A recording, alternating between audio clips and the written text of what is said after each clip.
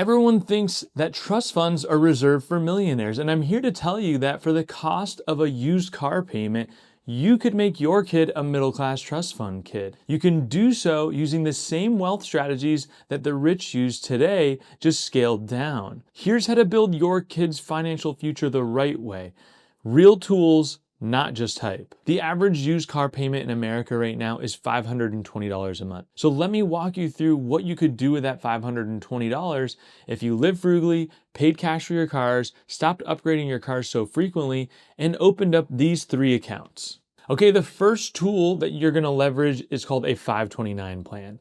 This is an education savings plan that you can use to invest for your kid's education. There's a high probability that your kid will be taking on some education expenses at some point, especially if you want them to land a high income job. And so being able to start now allows you to leverage compound interest to pay for their college versus using your hard-earned cash. Now, you may be thinking, well, what if my kid does wind up not going to college? The great thing about a 529 plan is that you can roll over $35,000 from that 529 plan into a Roth IRA. So even if they were not to go to college, you could use some of that for their financial future. And you can roll that 529 plan into another kid's account. So if you do have multiple kids and one of them chooses not to go to college, you can then roll that over into that kid's child education plan. Another great part about this account is that you can open it up before your kid is ever even born. And so if you're one of those weirdos who's already preparing to have kids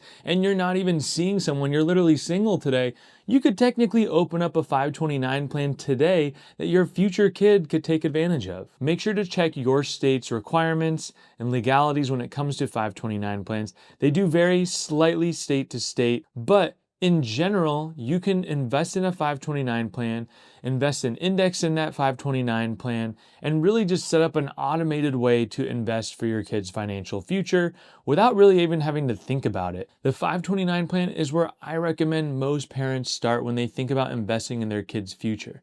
Because for literally $40 a week, you probably spend more on takeout, $40 a week, your kid by the time that they're 18 could have $90,000 to pay for their college. And I get that might not cover everything, but it would dramatically reduce the amount of student loans that they would take on. Okay, the second account that I would consider opening up for your kid is a custodial brokerage account. This is an investment account that allows you to control the account up until your kid is no longer a minor. Now, that money you can take out at any time, unlike a 529 plan, which has tax advantages and would require you to only use that money for education purposes. That wouldn't apply to this custodial brokerage account. All that I'm saying is the custodial brokerage account, maybe you have to pay more in taxes on those investments, but you get to withdraw them at any point, at any time, and there's no limit to how you can use the money. The 529 plan, on the other hand, has very specific use, but you don't have to pay as much in taxes when you invest that money, which is why you want to ideally set up both of those accounts, because you can use the 529 plan to help them graduate with as little student loans as possible, and you can set up the custodial brokerage account. That way, when they're 22 or 25 and they're thinking about buying their first home, you've been able to invest in the down payment on their first home, rather than having to come up with that down payment on their own, which is going to be pretty unrealistic for someone 25 years from now. Now, the key to this account is that you need to be raising financially responsible kids, because at the end of the day, when they're no longer a minor, they get to choose what they do with the money. That means that they could use it for a down payment on a home. They could also choose to use that money for something incredibly stupid, like a souped up Toyota Tacoma, whatever, I don't know. And both of these accounts, the 529 plan and the custodial brokerage account, I would recommend opening with something like Vanguard, Fidelity, Schwab, just the classic brokers. Or I would open it up with the company that you have your IRA already with, so that way you can manage all 3 accounts very easily. For $100 a month, you could invest in that custodial brokerage account and leave your kids with about $100 grand by the time that they turn 22, which would be more than enough for a down payment on their first home. And so if you're keeping track here, we're at $250 a month so far, and we've been able to help pay for our kids' college and help buy them their first home. Let me walk you through the last account that you should be focusing on to help make your kid a middle-class trust fund. You've probably heard of people talking about IRAs or Roth IRAs, and in my opinion, it's the #1 wealth building tool, period. Custodial Roth IRAs just mean, kind of similar to the custodial brokerage account, that you are the custodian until that kid becomes age. Now, the catch with the custodial Roth IRA in comparison to the custodial brokerage account is that with the Roth IRA, your kid does need W-2 income. So that means that if they're 1 year old and they are not bringing in any income, which they're most likely not, they wouldn't qualify for you to invest in this account. Now, there are some workarounds that are a bit controversial and debatable, and you might want to talk with a CPA before you go forward with it.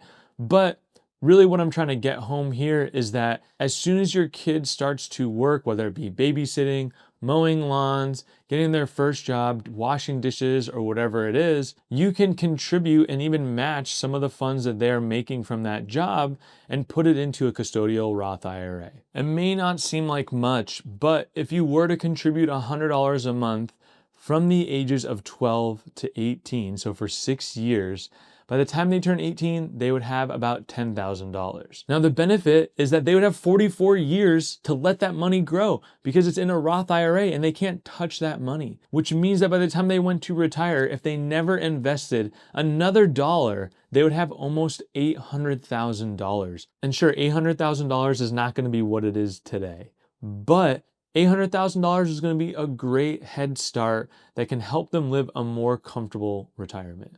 A few things to know about the custodial Roth IRA.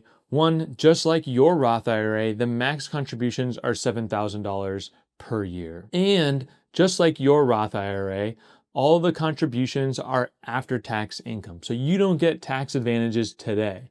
But your kid, when they do retire and they go to pull that money out, gets to withdraw all of that money without paying any sort of taxes. And if you're totaling that up, it's $350 a month to do this. So we still have a bit of a buffer here where if you really wanted to invest the same amount as what the average car payment is, you'd still have $170 more per month that you can invest into these 3 accounts. Now, those are really the only 3 accounts that you need, but I want to talk about 2 other things that I would consider doing if you were to set all 3 of these up. The first is I would make sure that I get life insurance. Term life insurance to be specific. If anything were to happen to you, you want to be able to protect your income, the income that you are making today, from just completely disappearing. Think of life insurance as really income insurance for your family. If you have life insurance, that income can still be funding these accounts. That way your kid can still hit these financial goals that we've already discussed. And the reason why I recommend term is it's pretty cheap.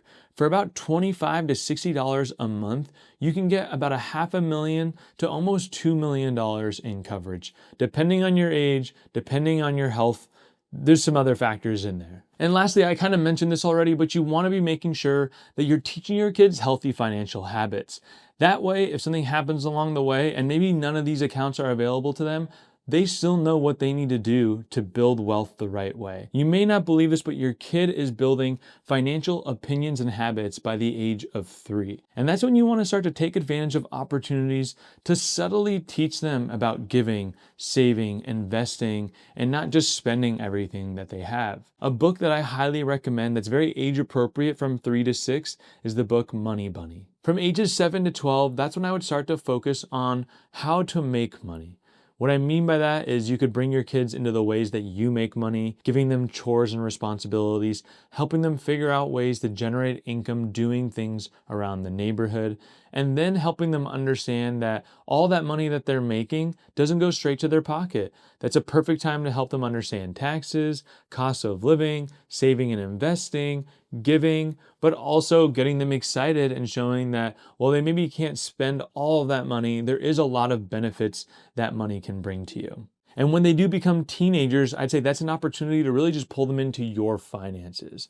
That allows you to start demonstrating to them, here's what we do with our money. here's how we are good stewards with our money. This is where our money values are. These are the things that we spend money on. These are the things that we don't spend money on. This is how much money that we have coming in every single month, and here's exactly what we do with it. This will really help your kids one day when they start thinking about how to budget their money and the things to maybe include or not include in their budget. Hopefully you've seen by now that you don't need millions of dollars to make your kid a middle-class trust fund.